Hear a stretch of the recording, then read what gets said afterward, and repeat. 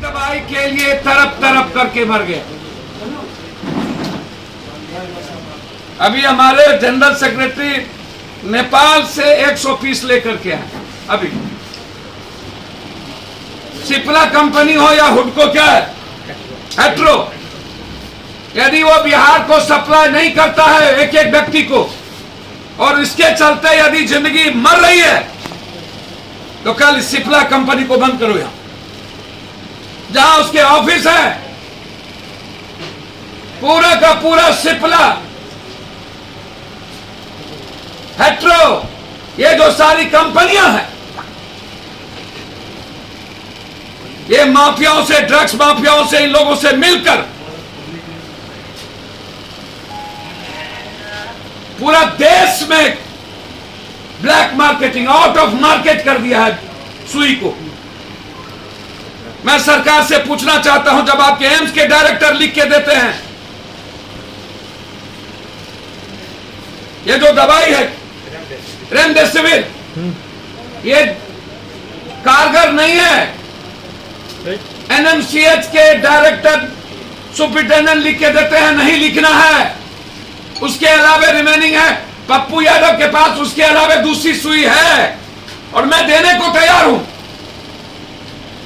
लेकिन एक भी डॉक्टर रेमडेसिविर के अलावा दूसरा सुई का नाम नहीं लिख रहा है, क्योंकि सिर्फ रेमडेसिविर में ही पैसा अधिक बचत है, ब्लैक मार्केटिंग है, और दवाई में पैसा बचत नहीं है। जो एजेंसी है या जो सिप्ला के कुछ लोग हैं और जिसकी यहां सीएनएफ लिया हुआ है जो लोग, उनसे मिलकर और कुछ पदाधिकारी की गठबंधन से पूरा आउट ऑफ ब्लैक मार्केटिंग हो गई है। जिस अस्पताल को दिया जा रहा है वह अस्पताल के लोग भी उसको ब्लैक मार्केटिंग में दे रहे हैं, और वो सुई पड़ रहा है या नहीं पड़ रहा है उसके अटेंडेंट नहीं है, और कह दिया जा रहा है कि सुई दे दी गई।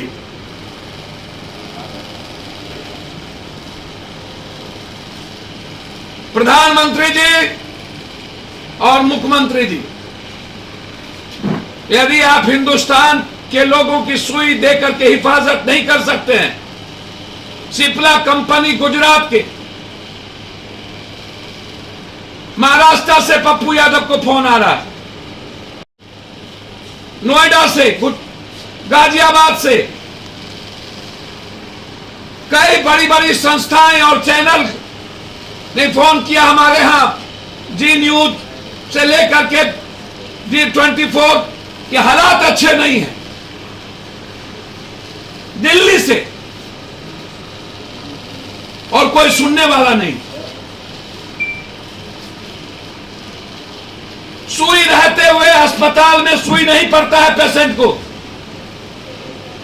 एनएमसीएच की स्थिति त्राहिमाम है, और वहां ऑक्सीजन भी रात में जो ऑक्सीजन भर के आता है वो ऑक्सीजन गायब हो जाता है, खाली जो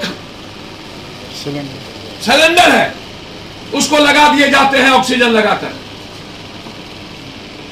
एक भी सीनियर डॉक्टर भीतर नहीं जाता है एनएमसीएच के अंदर, एक भी सीनियर डॉक्टर।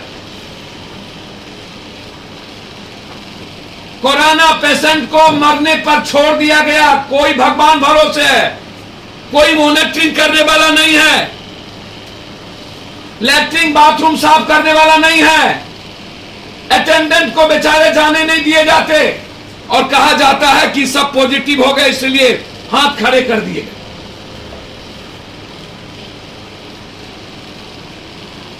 पटना में ऑक्सीजन, जहां पर प्राइवेट घरों में जरूरत है, वहां पर अविलंब मैंने कहा कि ऑक्सीजन के लिए मरने को नहीं देंगे।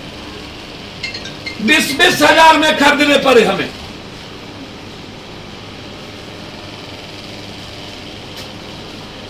$11,000 में छोटा, 20,000 में बड़ा। आरा से हमें फोन आ रहा है कि ऑक्सीजन सदर अस्पताल में है ही नहीं, एक भी ऑक्सीजन नहीं है सदर अस्पताल में। अभी टीवी कोई चला रहा था कि टोटल ऑक्सीजन की डकैती हो गई, क्रिमिनल लूट के लेके चला गया।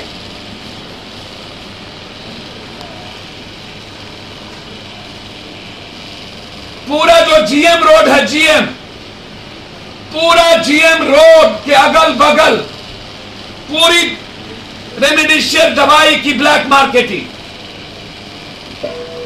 34,000, 24,000, 25,000, 70,000, 45,000।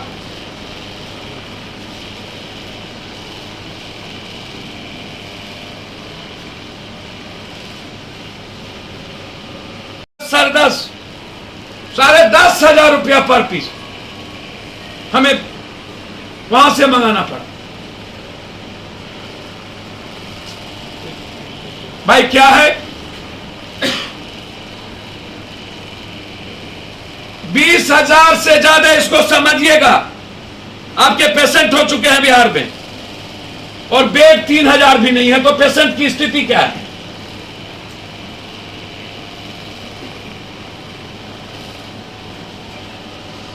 मैंने मेदांता को डॉक्टर सहित और बेड सहित, मैं जानना चाहता हूं, झारखंड के मुख्यमंत्री ने बेड के साथ ऑक्सीजन के साथ बेड लगवाने का काम किया है कुछ? क्या कारण है कि यह काम हिंदुस्तान के प्राइम मिनिस्टर और सीएम नहीं कर सकते, बिहार के सीएम नहीं कर सकते?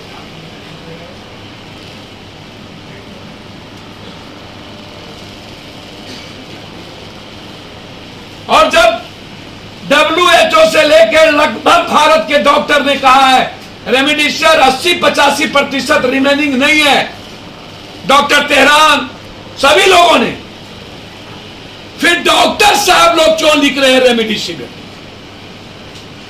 और दवाई जान रक्षक है वो क्यों नहीं लिख रहे हैं? मेरे पास है अभी मिनिमम 200 से ज्यादा पीस अंग दवाई, सुई, ताकि वो लोगों की जरूरत जान बचा सके। अब लोग सीधा हमको रेमडेसिविर मांग रहे, कहां से दिया जाए भाई?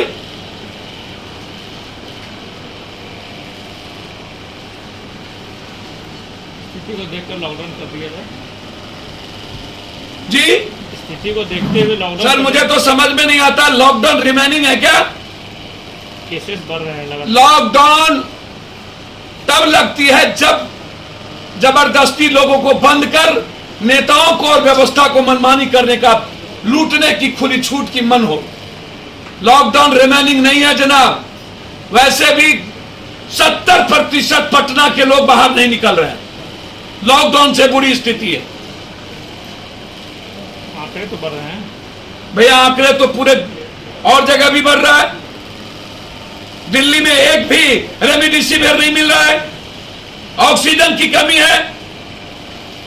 बॉम्बे में नहीं मिल रहा है, दोनों स्टेट लॉकडाउन।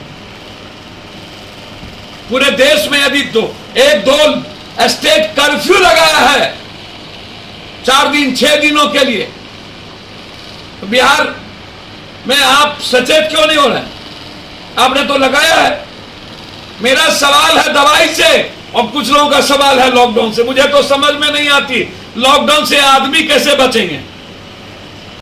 दोनों वैक्सीन लेने के बाद डेथ की है, वो उनसे पूछिए। उसका रेशियो कम बताया जा रहा है। मैं तो वो दे ना, वैक्सीन इनके पास है ही नहीं, कहीं पर है ही नहीं। पहले ये बताए ना वैक्सीन लेने का जगह कहां कहां है। मेरा सीधा सवाल है स्वास्थ्य मंत्री से, जब आपके पास वैक्सीन का रॉ मटेरियल नहीं है और वैक्सीन आप देने में सक्षम है ही नहीं, जब एक टैबलेट और सुई नहीं दे सकते स्वास्थ्य मंत्री, वो तय करेगा माफिया। मुख्यमंत्री जी ने कहा कि 18 साल से ऊपर वाले को मुफ्त वैक्सीन मिलेगा। भैया, मुख्यमंत्री जी चुनाव के पहले भी कहे थे। मुख्यमंत्री जी लाचार, बेबस, बेसहारा, उनका आंख कान है, 9 पदाधिकारी सहाय है, हाथ खड़े कर चुके। और जो जिम्मेदार विपक्ष है उनके बारे में कोई शब्द नहीं। वैक्सीन के दोबारा डोज के बाद भी तो कोरोना हो ही रहा है। सर वही सबसे बड़ा प्रॉब्लम है कि इसको समझने की जरूरत है, लेकिन उसका जो मात्रा है वो कम कर किया। लोग कह रहे हैं कि कम हो जाता है, तो नहीं मामा तो खाना मामा, लेने में क्या दिक्कत है? इसमें कई डॉक्टर और नर्स को सर मैं वही बात तो कह रहा हूं, लगभग डॉक्टर संक्रमित हो चुके हैं वैक्सीन लेने के बाद, लगभग डॉक्टर, क्योंकि इनका दाम 4500 या 5500 है। थोड़ा सा ये नहीं लिखे, ये पटने से मिला मुंबई से 80 रुपया का दाम 400 रुपया में।